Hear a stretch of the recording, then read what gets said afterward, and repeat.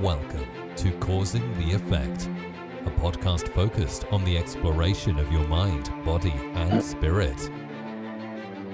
Nico Steriti, what's going on, baby? How you feeling, man? Scott, we're doing great. Thank you so much for having me, bro. Dude, thank you for coming on. Everybody, you're gonna get Nico's background, but the CEO of Steriti Sports School S3, awesome hybrid football athlete in high school, college, but made a turn towards spirituality. And we've been jamming for like the last 20 minutes. So I'm jumping into it with you guys.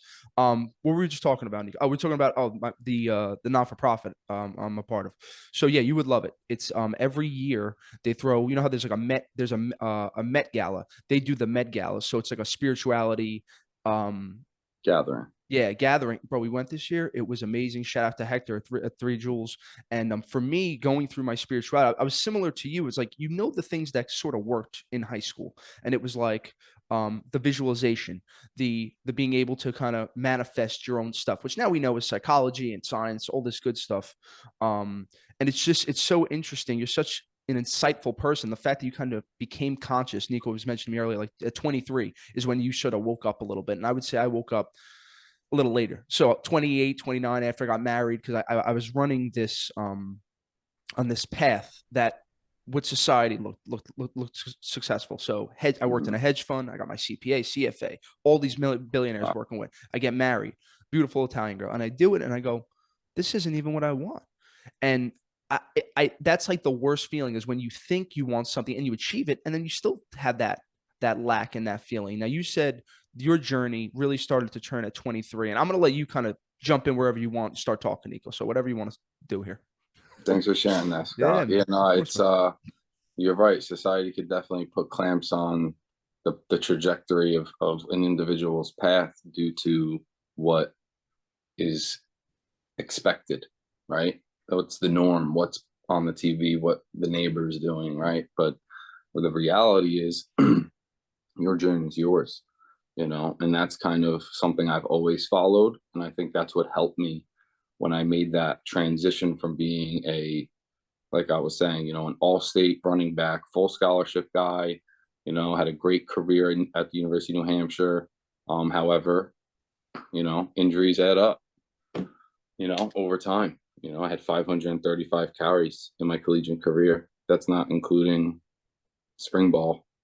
That's not including all fall camps, so there's a lot of body damage that's taken when you're a violent football player, and these bodies get bigger and they get stronger, and everyone you're around now is kind of creating G-force. There's actual G-force now. So, I was Hercules for a long time, and then it got clamped, and my career ended to injuries. And that was a very, very, very blind transition for Nico at that time. Nico, the football player. That's all I knew, and then you have that spring semester, which I was in my sling because I had shoulder surgery. And then I did my NFL pro day in March, which is insane. I had a 12-month recovery. I took my sling off in 2 months and just started running my 40, so I was always physically being taught about suffering, but my willpower internally since a kid, I always felt capable. If I could get up, I'm doing it. If I can, anytime I've woken up with sleep paralysis, within 3 seconds, I'm out of it. Mm-hmm. Because I don't dwell. I don't dwell in things, because you got to move the chains, it's the next snap attitude. You fumbled last snap, you got an opportunity in the next snap, but then when those snaps end and you don't have that opportunity and you transition into life, now you use those principles to transition into life, and now you apply them. And that's what I'm grateful for in terms of sports. And then spirituality, right? Yoga. My career ended, so my body was hurting bad, really bad, still to this day, and concussions. So I just transitioned a little bit, if you want me to be honest, Scott. I started smoking a little bit of weed. I started listening to some music. My brain never touched any of those departments. And I was 23 years old, spring semester, no football, no nothing. I got really depressed. I didn't know though, but I didn't know what depression was at that age. But I got heavy. I was 235 pounds. I came home for the summer. All I did was partied and didn't really care about my health because I didn't have football. So I was like, what's the point, you know? Yeah. And then that's when yoga was sent my way from my uncle. He gave me a book, a Hindu book. You know, my brother was meditating. I was like, what the heck is this? And sounds like me, bro. Sounds like me. This. I tried it. It was cool. And then I got really invested in it, and I started doing it more and more and more. And before I know it, 3 months in, they called it a psychosis episode. But now studying what I experienced at the time, it was a Kundalini awakening. I you know, from the 3 solid months of meditation, without even knowing what the heck I was doing, I opened up my channels and it released through my whole being. And, you know, I went and got hospitalized. You know, I spent a few nights in a mental hospital for a few nights, you know, doing some crazy things. And then I came back home, and I couldn't leave my bed for about 40 days. I was confused, because what got me into the hospital was me walking down the Garden State Parkway for 4.5 hours thinking I was Jesus Christ. And, you know, that's what led to a hospitalization. And it was all spirit. It was all consciousness. It was all awakening. The dreams were reality, you know, and Nico just had to go through it. And my guides were there. My protection was there. Unfortunately, I had the willpower since childhood to not give in, and I wasn't going to let any of that be my story. And then I started writing, journaling, dreaming. What's this reality? Didn't know anything, didn't recognize my face no more. 40 days, I couldn't leave my bed. I got down to 170 pounds from 240 30 days prior.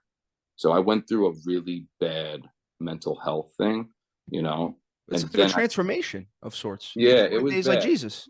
Yeah, it was bad. It was really bad for my family, because I was the kid who was capable. I was the kid that would never happen to, you know, but then it happened, and no one could really help me because I was so in my own head. I had to go through it, you know. And then I did outpatient for mental health for clinical depression, because that experience, that manic episode, then put me in a really deep depression chemically, you know. And then I went into outpatient for 3 months, 5 days a week, you know, for clinical depression. And the processing, the meetings, you know, meeting people and with their issues and what they go through. Like, I was always an observer, so that helped me a lot. Having a schedule, having a routine, something to look forward to. And then, you know, then you start this, then you start that. I did Mason work, and then little by little, I started putting myself together. And then I just, you know, started getting back into meditating, because I was scared to meditate, you know, like I would never want to meditate again. It scared me. I had to reteach myself how to sleep, you know. And then I got curious now. After that, I was like, okay, what did I experience? Okay, there is other things. Okay, but nothing out here attracted me. Nothing, until I saw this documentary on Netflix called Awake by Paramahansa Yogananda. Yep. And his being, his eyes, they just penetrated me at the right time of my life, where I was in a really dark space, but open to spirituality in terms of this connection with God while being alive. You know, I didn't understand what the heck that meant, but I was curious because I felt that and I experienced that. I thought it was Jesus Christ, you know, but then I was called crazy. But then after the craziness and everything, the dust settled, I was like, oh, who the heck is this Yogananda guy? And I watched his story and I'm like, oh, snap. Like, I got to go to India. I got to go to Tibet. I got to go somewhere out there. There might be a physical person out there waiting for me, right? You start creating all these crazy ideas.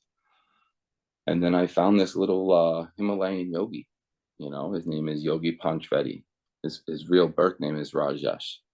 And he's just a Nepalese man, you know, and just a regular dude with a family, lives a normal life, but he locked himself up for 999 days and then applied these Vedic principles, right? Everything in his faith is rooted to the Vedas, written by Atharva Veda. Yep. And according to him, this is 35,000 plus years ago. And the Vedas were principles of life and how to live. And then there was these branches. There was yoga, you know, and yoga was to connect. You know, it's not yoga in Sanskrit, it's yoga. And then there's asana, then there's pranayama, then there's tantra, mantra, yantra. And there's these branches, right?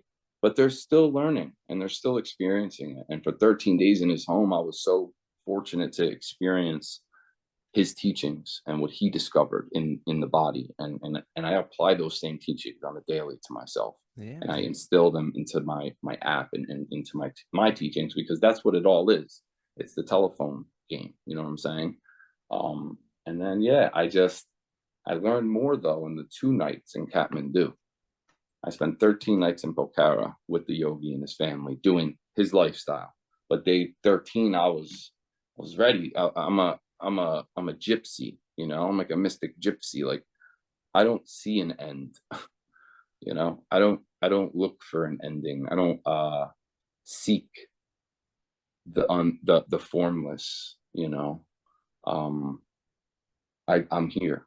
You know, I'm enjoying now, and that's the accumulation of teachings from many masters, from Yogananda, from Babaji, from Ramdas, from Alan Watts, you know, and then from your own soul internally, your dreams, you know, the ancient Egyptians, Tahuti, Thoth, you know, Osiris, like, these are all symbols to just help you along the path. These are all tools. However, it's within, you know, so there's no way out. And my goal, being a Westerner who has had the opportunity to just be so self-absorbed with a living yogi in his home, with children that he's had, and a wife, and a real lifestyle, driving down the mountain at 5 a.m. with the 2 kids on the back of his motor scooter to drop them off to class, and go to the grocery store, and then do his errands, and come back, and then hold a retreat and teach these principles. And, you know, like, I'm very observant. So when I seen that, I was like, wow, this is beautiful, you know?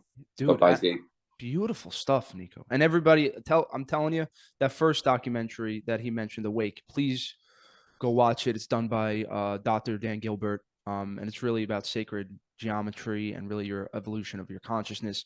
And it's funny that you mentioned the Vedic studies, because I've altered my my morning ritual to start with the 8 limbs of yoga in the morning. So when I wake up, it starts with asana.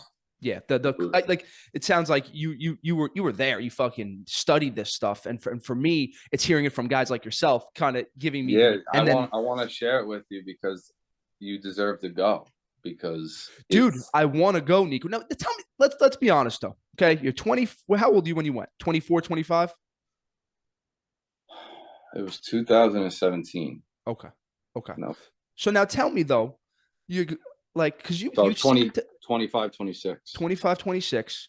Because I would love to do what you described, because it sounds like that's your origin story. That's the way Batman. It happened. You know, I'm like I said, I'm a mystic gypsy. Like, I want to find the answers in the sand, you know, in the dust. I'm not looking at the stars always. You know, the stars are just beaming examples of what we are, you know, but we're also the mud, you know, and that's the ibis. The ibis is the bottom feeder, the beak, you know. I don't know if you know much about the sacred ibis, but that's my dude.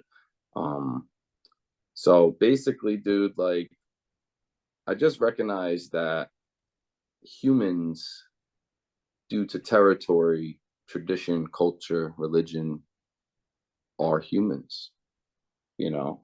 Like, even by day 13, I stumped the yogi with a question, you know, because he's still a human. I had a question. I was really curious, and he didn't have an answer for it, because it just is what it is. You know, if you're a truth seeker, you're going to find out some things about everybody, but then it's the letting go. There's no judgment, but then you realize, holy smokes, I have to learn through me. I have to learn through here. I can't just learn through everybody else. They're just little tokens along the way, but they're in their boat, and I'm in my boat. Right. And if I jump out of my boat and I play in the water, then I gotta stay in the water, you know. But I stay in my boat, and I just enjoyed my ride eternally. Yeah, bro. Dude, that's beautiful. And that's exactly what I take my, me and Nico were talking about my trip. Everybody knows I take my monthly trip. And that's why, because I see kids that try to, it's almost, I think like we have, me and you have this mentality that it was a go attitude. And there's that doing side. That's important. That's what made you successful. That's what makes you disciplined, the will to act, all this good stuff. But then there's the other side, the soft side, the yang, if you will, that the God of mercy. And I feel like men in today's society, it's hard to turn off the go and start feeling and start being and just sitting. That's like people like you're going on a trip and you're just gonna hang. I'm like, yeah, because I want to. It's not about adding things. I think when you start on this journey, it becomes personal development. So I'm going to add pieces. No, it's about unveiling things and kind of unveiling an illusion, so to say, of like, why are you doing this or X or Y? That's why I love, like, I can tell that you're just, once this connected with you, there was no questions. You were going. But yeah, it became my football. How was that with the parents though? When you told you, listen, guys, I'm going to Nepal, 13 days. Come on. Well, listen, it was much better than the summer after I got hospitalized. I had another awakening, but that time I wasn't crazy. I was like, I'm not crazy. This is real what I'm experiencing. And I ended up in an RV living in the woods for a month, so like nice.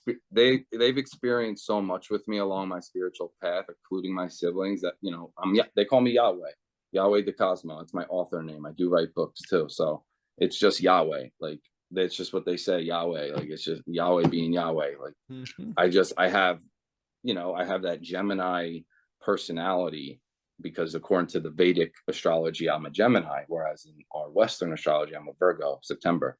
So the Mercury Virgo blend, is like my personality, and it's my soul's path, meaning I will jump from star to star, galaxy to galaxy, curious to learn. And that's my samadhi, Dude, that's beautiful, man. No, and I love that you can embrace that, and you feel, it sounds like there's a certainty with this path as well. That just, that darkness, and then what I was given the gifts of Yogananda, of Kriya Yoga, and then I bought a $1 book on Kindle, even though I wasn't initiated in human form by a Kriya Ban Yogi. This dude came to me in a dark place, and maybe he recognized in his soul body, hey, maybe I didn't have to wear that orange dress and say I was from India. Like, maybe that was a barrier, So like, I just think there's always these barriers, and like, my goal is to tear them down, run them through, and rip them all down, and just allow myself to be, and not be, like, dude, exactly. Like, I don't wake up every day personally and do Kriya Yoga. I don't wake up every day and do pranayama. I don't wake up every day and do whatever, but guess what? I do wake up every day and do. I count my blessings, I enjoy my moments with those around me while I have them. I take them in, and I do my best to be balanced for those around me. So when you say your parents, your family, I recognize that my spiritual path wasn't in retreats. They weren't in sweat lodges. They weren't in Western ceremonies of psychedelics. Fortunately, thank God, that wasn't my path. And mine was through extreme internal suffering and mental, physical suffering, to where I was like, okay, I'm here. I'm not going to do anything, but what's this? And I practiced it. I went out there, and I was like, oh, whew, like, this is many lifetimes. Why this happened to me.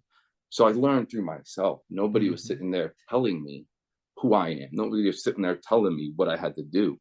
I just was allowing myself to open up deeper and deeper to the net of the universe with the stars, writing things down, burning them into the sky, dreaming, doing your own magic ceremonies by yourself at the beach. Like, I became like, really, people thought I was weird for a few years. They called me a Bible hugger, like, for like 4 or 5 years, dude. Like, I was in a room, like, not brushing my teeth for like 6 hours, just writing, like, forgetting what time of day it was, because there was so much that had to come out. I have like 75 plus books filled of writing.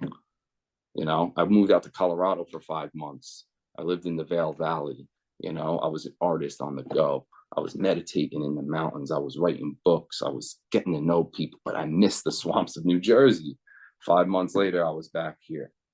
You know, I went to college in New Hampshire. People were friendly. People were amazing, but I missed the pissed off attitude. I had to go back to Jersey. You know, this place is like my gravity, you know. You always end up coming back. Yeah, Nico, I'm looking at a second place in Colorado. It's funny you said that. I'm looking in Colorado Springs because there's something about those mountains, something about like we did. My friend has a couple places out there, and we just went to, what was it? Whatever's in Colorado Springs, like the I forgot what it was. It was something where the Native Americans do their vision quests, and we just hung out there all day. I'm a fan of the psychedelics, so obviously we're tasting. Oh, I am. Yeah, it's I call them Tooladelics. Tooladelics. I like that. I like because they're just tools. Yeah, they're not the foundation. No. They're not going to catapult you to that word they call enlightenment. No. And I think real, and I think that people like when you get on this kick, right? You can keep listening to YouTube videos and read the books, but like what you're doing, I think it turns the knowledge and the data more of like an analytical thing into wisdom, which is the point. That's the end game of this. And that's how you really feel more, just because I do the same thing you do. I do a lot of shadow work. Carl Jung is one of my favorite psychiatrists. That was supposed to be this year. This trip, it was fantastic. I was going to go to Lake Zurich where he had his house and sit and just do what you were saying, just read and write and just sit. Cause there's something about, yeah, dude, I'm glad we connected. Cause bro, people listen, it is weird. Nico, what we talk about is weird, but we don't give a fuck. I don't care. You know, I've been told for many years that you have to find your audience. You have to find your audience. You have to find your audience. And I just keep plugging away, keep plugging away and like realizing who I can speak to, who I can't, who I can, who I can't, who I can, who I can't. And what I can say and what I can't. And then now here I am with you causing the effect. And now I get to connect with people in this world who, bro, it's beautiful. And it gives like even audience. I mean, we love you all, 100,000 viewers. So this is all great, Nico. I still get sick thinking about that. It's so weird. You're helping all the guys, but it's getting a chance to meet a person like yourself that like it never would have like it's meant to be in a way because I get I'm shout out to Joe. Yeah, exactly. Shout out to Joey Travats. And it's just beautiful when you get to like be on the same wavelength with somebody because people, there's definitely, if you show this to a Jersey kid from the shore, the Brooklyn kid, like, what the fuck are these lunatics talking about? Go fuck yourselves. If that's how you think. It's my show. This is what we talk about. Those are the people I'm surrounded by. But at the same time, like I said, like I recognize my spiritual path was through my family, right? Because if your soul is taking on a body and these bodies around them are around your soul, well, that would be a magnet. That would mean that those souls have been around your bodies many times in different forms. Mm-hmm. So whatever resistance, whatever pressure comes through those bodies, they're meant for your highest calling. So don't neglect that. Don't resist that. Don't create a different reality that it's not okay for you.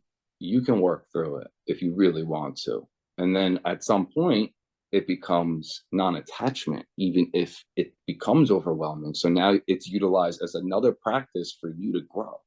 So it's like God put perfect spiritual masters in your life, in siblings, in parents, in step parents, right? Which is the stupidest, right? If there's anything to use the word stupid on in this show or any show that's ever been here, it's the word step parent. It needs to be removed. Because my fiance has 2 daughters and I never asked them once to call me stepdad or dad. Call me Nico, just call me Nico. I'm Nico, like we lost a lot, I think, in the West in terms of just commonality with like principle, it's more now society's umbrella of what should be. And I think that's why we suffer even more psychologically. Yeah, dude, and I can't agree more. I think the value structure was what I was referring to earlier of like my 20s. If you look at I'm sure your value structure's changed from going from a football athlete. It's more about the ego, the power, all that stuff, the warrior, and that's needed. But I think men focus on money and power, and like I'm lucky enough that I was able to get to a point to see it, to be like, oh shit, like this is not the value when it really should be connection with human beings and being able to like just be a good person. It's not and good, objective, we can go down that path, but it's just being treating people the way that, we all know how to treat somebody. There's that devil and angel, and doing the right thing always. That's kind of like how I have to live my life, but also like being able to look at the evil and malevolence of the world and say, like, I'm not going to be a part of that, because that's there's nothing. People want to shy away from this and like live on a bed of roses. That's not the world, and particularly in New York. It's not. Like, Nico, I got jumped. I don't think Joe probably didn't tell you. I got jumped last month, so I had to have surgery on my eye. 3 black dudes. But listen, I'm truly, like, I'm grateful for that, because I can handle myself. Where are you located? Like, I'm in Brooklyn. This was it was in Manhattan, lower by yourself? Yeah, by myself. I was waiting for an Uber. Night? Yeah, at night. And I was being the smart one. I said, I'm getting a little drunk, let me leave. Waiting for an Uber. And when you call an Uber, it takes 5 minutes. So I wasn't sitting out there. And I get rocked in my face. And they say, run your chains. So I was wearing nice stuff. I said, I'm not a listen, that warrior came out. So I do a little jiu-jitsu. So we dabbled a little bit. I was able to be able to like really defend myself to an extent, and I ended up like it shifted my perspective, because I feel like God kind of smacked me in my head of just giving me some lessons about, what are you doing out? And because it was, that world of Manhattan and the bottle service, and it was just like I wasn't feeling it. I didn't even want to go, and God was like, "Okay, this is your warning here." And I'm grateful it was me instead of somebody else, because there's a lesson in that. And like how you had your origin story, I feel like that was my origin story. So yeah, no, they call it the crest and the trough, and that's shout out to Alan Watts. Like life is the crest and the trough, right? The ups and the downs. But if you're not aware, then you don't really get to take them in and then, create your own change, opposed to allowing change to create you as a victim. You know what I'm trying to say? Yeah, no, it's about that resistance that you mentioned. Like if you try to if you're too tight, and this is an Alan Watts thing, so you have to kind of dance your way through life, right? You don't want to, the more you resist things, the harder it is to get through. Did you ever hear of the book Letting Go, about surrendering, by David Hawkins? I don't think so. Oh, Nick, I'll send it to you after. Oh, bro, unbelievable. It's one of the most simplest techniques. It's just about we tend as humans, when you feel pain or comfortability, you shy away from it. So you'll put your fear to the side. You'll put, I don't want to deal with that. But if you really sit with it and like feel it, and you can get to the end of it, you'll see it's just a feeling. And I've been practicing this a lot, because my issue was holding in a lot of anger as a kid. My father disappeared when I was 6. He went to the witness protection program. He was in the mafia, all this stuff. So I was like, all this fucked up anger. And you'll get a kick out of this. So 4 years ago, I meet my grandfather for the first time. I never met him before. He was in jail. He told me, your father put me in jail. So my father ratted on his father and ran away. So I was like, holy shit. So it gave me the DNA strands of which your soul chose to put you through are mental, ovens. Yeah. That's how I see it. Yeah. Spiritual ovens, where you get to just make a choice, burn in the furnace and become the fire, or just let it turn you into ashes and you stay in the ash. Exactly. Man, that was a good line, Nico. Dude, it's all in us. It's a big part of that's why I have elevate thy soul. We don't graduate, we elevate. Graduation doesn't exist. Dude, tell me what's going on there. So this is your app. It's called Spoga X. Spoga X. Sports yoga. Sports yoga. Okay, that's it. That's I like that. When is this coming out? November 25th. It'll be in the App Store. SpogaX.com and S3.guru. Okay. And if you're listening to this, I'm probably in Costa Rica at this point, but it should be, we're about probably 2 weeks out from it. So just get ready for that. And I'm excited. So what is the app consist of? So it's just pre-recorded content of myself, Coach Nico, and then there's different just like folders, you know what I'm saying? Different modalities to different categories. So first category, dynamic Spoga warm-up. So I create sports yoga came from my dynamic exercise, and the way I go about coaching my athletes in terms of my sports performance school and spirituality school in person, where I train athletes and people alike. That's how I met Joe. Joe took on Spoga X Zoom calls. So I taught him some Kriya Yoga. I taught him some pranayama. And he's a guy who's been battling cancer, and he's in remission, and he's taken these techniques, and it's just brought him to a different level of consciousness. And on the real, Joe called me right after. That's how I connected. He called me right. He said, Scott, you were talking about this breath work. I never did it. Nico got me doing it, and it's amazing. You guys got to connect. That's how. So shout out again to Joe. And there's something about the breath that is such like a beautiful thing, that it's everything. Like I do. I start off my mornings, a little bit of postures, a little bit of pranayama, about 15 minutes, and then meditation. Just focus on the breath for an hour and a half. It's changed the way I look at the world. Like, it's such a beautiful thing. It's like what you were saying. Like, you can't describe it, and I don't even want to describe it, because it's like it is. It's just to be experienced. Yeah, exactly. For oneself. Yeah, and it's a gift to meditate, to be conscious, and to experience the divine while being in the flesh, opposed to longing to leave the flesh to be where you already are. And when Nico's practice was you can't get more original than these original texts. I'm a big fan of Prabhupada. I read every day the Bhagavad Gita translated from. So what he did was he took a verse and then he gives his translation. So every single piece that I can't, they break it down. It's such a beautiful, such a beautiful thing. Arjuna. Yeah. Yes, exactly. And my mother kills her. She's like, you read the Bible now? You read the Bhagavad Gita? Like, you were never into people ask me, like, when I go on dates now, Nico, they're like, just, all the Catholic girls. So, are you a Catholic? I go, listen, whatever you want to do when you get married, I'll do it. Sign me up for the wedding. But I'm more of just a religious being. Are you an MC as well? Do you MC?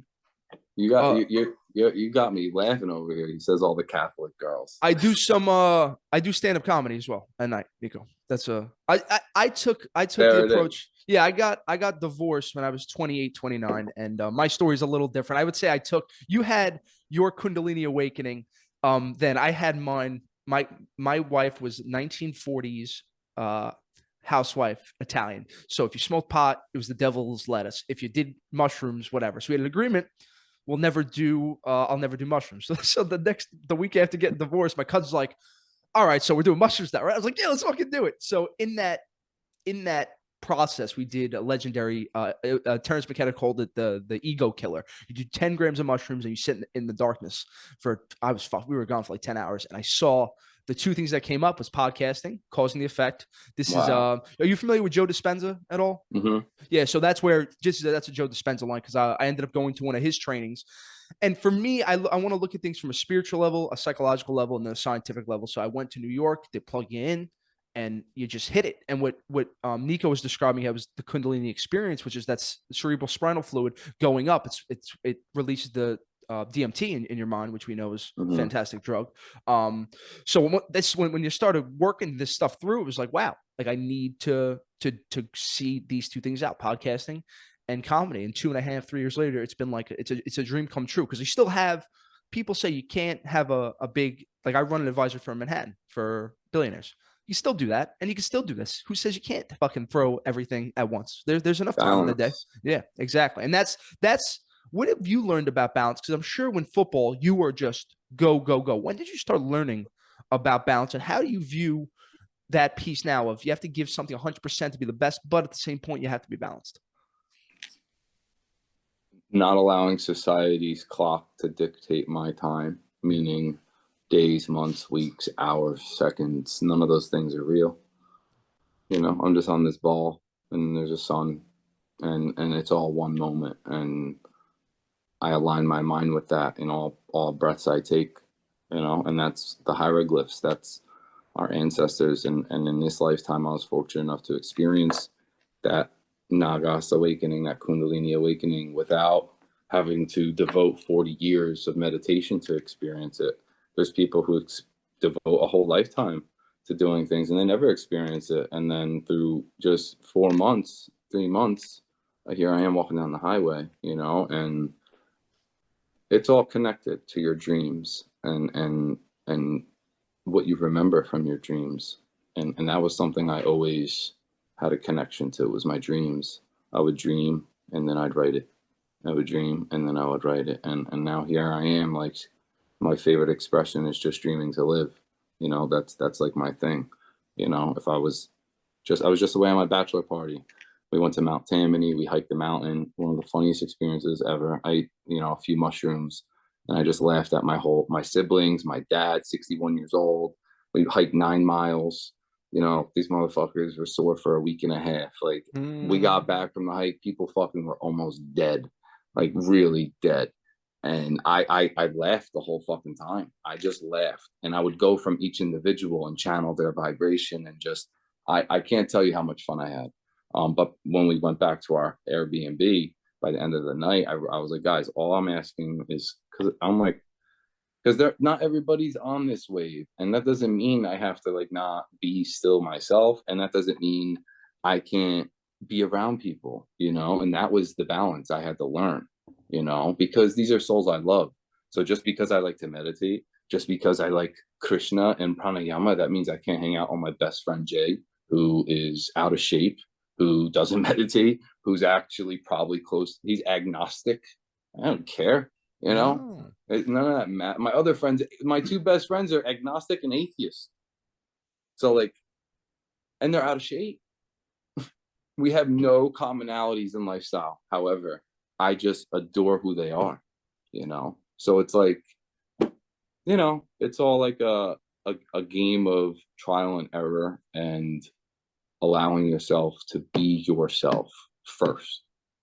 I was fortunate to have those years to buckle down and like get to know myself, because all I did was play football and sports. And I had a girlfriend and another girl. I had 2 girlfriends, one in high school and a different one in college. So I was never alone, So when I was alone after college, I had no career left. My injuries, I was in the shadows. And then Yogananda came my way, and little by little, going to Nepal, studying, and then applying it to life. And then, just realizing, okay, purpose, right? You come to this earth, I believe, to fulfill your dreams and your purpose. And that is the karmic path. And I believe the Dharma is what I learned in Nepal, the duty and responsibility. And the greatest metaphor I can use for the human to understand is the bee. The bee goes to the flower. The bee, pollinates the flower. It does its job, and that's all. It's made to do its job. It doesn't sit on the couch and decide if it should do its job or not. It does its duty and responsibility. So as a human, you also have a duty and responsibility, and that's the Dharma. So what's your duty to your family? What's your responsibility? What's your duty to yourself? What's your responsibility? What's your duty to your dog? What's your responsibility? To your kitchen, to your home, to your groceries, everything. It's all, we call it a practice. I call it a devotion. I call it a loving relationship. And it's an eternal path. And there's no rush, because there's some people who, for instance, my best friend in college, this is what really started my like deeper path of spirituality at 19 years old. First 7 months away in New Hampshire, being a Toms River, New Jersey native from the Jersey Shore. Here I am in Durham, New Hampshire, 7 months. And I hated this place, in the beginning. But you connect with certain souls, right? Your vibe and your tribe kind of coincide. And this crew of kids, there's this one individual, his name's Todd McLean Walker, redhead from Colorado, from Vail. One of the greatest people I've ever met in my life, honestly, like the best. A redhead from Colorado, white boy, who was the fastest kid on his prep school football team in Chicago. And he was the only white kid. And he was the quarterback. And he wore number 7 with red hair. That's Todd McLean Walker. Mountain biking like a lunatic. Skiing like a lunatic. Like just a daredevil, adrenaline junkie, Daisy Duke jean shorts on a snow wintry day on the top of a mountain. Like cut off jeans. Like crazy kid. 7 months into our friendship, spring break, he went home and he got murdered. He got shot on spring break in Colorado. Yeah. At CU Boulder. And that that was very interesting at 19 to experience, because I couldn't sleep at night. I never experienced death in that form. And I started then having dreams with him and Jesus, and I wasn't even like someone who was that religious. And I wrote them down, and that's kind of been the path. I kind of just then connected myself with Todd in the spirit world without any spiritual practice. I was still playing college football. I was a freshman. So I had five total years left since Todd died. So I utilized him as my spiritual practice in college, underlying in the shadows without even knowing.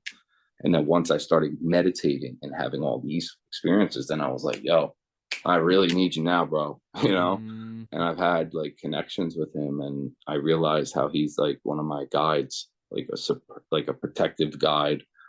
And we're like linked, like we're like this, So, if you're, as weird as this may sound, if you're fortunate enough to experience a connection of which somebody leaves this earth in such a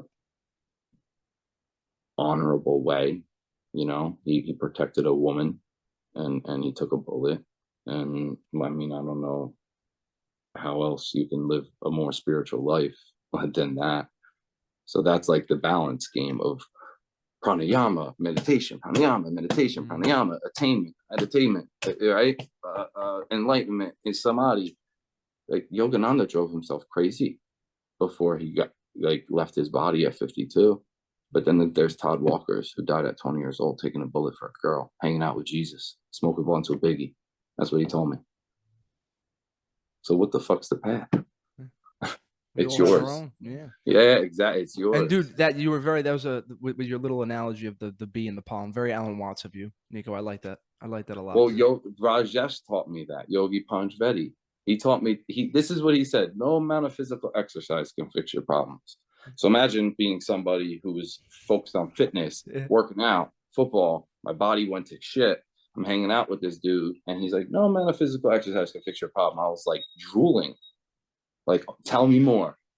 Taught me chakra locking, chakra opening techniques, taught me pranayama, taught me the Vedic principles of life, and then I saw it in action. I saw living people. I saw women walking up the mountains with food in baskets over their heads. I saw women with a pick and concrete and wheelbarrows. I just saw people living, and then this is what I want to tell you, because you're somebody into the Tibetans. I visited a Tibetan refugee camp, wow. Yeah. So like I saw so much in just 15 days that at this point in 2022, I created my business. It's not like the financially most successful business just yet, but it's an organic trajectory, and people love it. And I'm filling a void, because sports yoga doesn't exist, and nobody can take it, because I did it. I played D1 ball and I went to Nepal. So until you do that, it's gonna be very difficult to understand Spoga. Yeah, bro, you have both sides of the spectrum, and I think this is an interesting way to get people more into the original text of Eastern philosophy that we both love. So. Well, because athletes in the West are the yogis of the East, and I recognize that real fast. Everyone out there wants to be like Yogananda. Everyone out here wants to be like Reggie Bush. Like it's. And I use Reggie Bush because that's who I wanted to be like. You know what I'm saying? Vince Young, Reggie Bush, like Marshall Faulk. Like I said, like now it's Adrian Peterson. Now it's Christian McCaffrey, Saquon Barkley. You know what I'm saying? So if you set the bar high, then there's no limit, because then once you reach that bar, then there's another bar, and then you just realize, all right, no more bars. Let me just be, enjoy being, and I think that's when the manifestations start just coming, because all that pushing, right, is a boomerang. The more you push out, the more that's going to come out back. So be real selective of what you're emitting. Be real selective. Now concentrate that vibration and emit the certain intentions that you believe are aligned with the star path of which you were born to fulfill. It's like it's it's a blessing and a curse when you become awakened, or your energy centers are released, and now the ear vibration frequency, the eye vibration frequency, all of your sensual vibrations now get altered, and your cells start cooking and changing, and now you're experiencing transmutation through the body in a conscious level. Yes, that can end you in a psych ward in the West, 100%. That can end you in depression for 50 years on a pill, 100%. You could be a schizophrenic forever, 100%. Okay, but where's the blanket? Where's the nest for these individuals like us who experience these things? That's when I was like, holy smokes, this is scary. You know, here I am sitting with a nurse practitioner reading a book of symptoms, trying to find a pill to give me, like a pet. And I was like, lady, this ain't gonna work for me. Sweetheart, this is I'm on a different thing here, man. Okay, I smoked a little bit of pot, but you guys been drug testing me every Friday for 3 months. I'm not taking any substance. Nothing. I'm still curious. Why the fuck did this happen? Why did I walk down the highway? Oh, you're bipolar. Oh, you're schizophrenic. Oh, take this pill. Get the fuck out of here. Man. And then Rajesh was like, taught me pills kills, you know. Yeah, absolutely. That's a whole nother thing of society. Just trying to, whether it's processed foods or the social media or this or that, all these tools. I think it's about time the soft sciences, the psychology, the spirituality, all these things that not tangible. You have to, it's time for them to catch up with science. We have enough fucking technology now. We're good. You have a fucking, you know, you have a computer in your hand. We have to be selective in the West when it comes to our spirituality. We don't even know what that word means in Latin, most people. It just means breath. You know, the breath, inspire, inspiritus. It's just breath. So we created this whole box of it now in the West. And it's like this Christmas tree with ornaments, you know.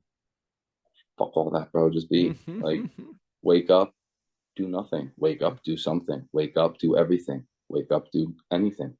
Wake up, do no, and then change the cycle. It don't matter.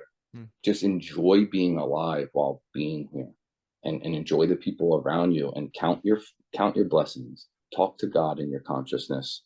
I was fortunate as a kid. My mom always taught me a personal relationship with God. I never knew. Some people never talk to God in their head, you know. So then when I transitioned from being raised Catholic to reading books and walking around with a bamboo stick and dreadlocks for a few years, you know, that relationship became my altar. And I recognized in that altar, I can be what I'm made to be for others. And that makes me happy. That fills me with joy. But that's not my only path. That's a compartment of the path. The fulfillment ultimately is the merging, the internal merging. You know, whereas meaning like you're just melting, you know, and you're not showing anybody. You're just internally just saturated with your love with God. You know, like I don't really know what else to say. You know, it's just you're saturated in love with God. There's no clock. There's no time. There's no do this for 3 minutes, hold. Do that for 7 minutes, hold. No. No, I don't see trees doing that. And they're having a dandy time. You're right, man. No, dude, Nico, thank you. Thank you for just being so open. Thank you for your honesty, your authenticity. I feel it. And we'll put all of Nico's contact information below, all the notes and the app. I'll make sure we push it out on Instagram too, man. But just, dude, keep doing what you're doing, brother. And just thank you for joining us, man. My man, Scott, we're going to meet in person soon. We are. Seriously. Nico's part of I knew it before we even freaking spoke. I was like, it just feels good. So I appreciate it. And maybe we'll do something in person too. We'll get Joey there for lunch. But just closing the effect community. Check out Nico. Check out Steriti Sports School S3. Check out the app. Spoga X, Elevate. Spoga X coming out, dropping November 28th. Right? 25th, 28th, something 25th. Like Black Friday 25th. to Cyber Monday, 50% off. 50% off. Causing the effect, guys. Thank you seriously from the bottom of my heart for all the support this month. Keep telling one friend about it. It's starting to catch you on. As always, stay safe, stay positive, stay blessed. We'll talk to you later. Bye-bye.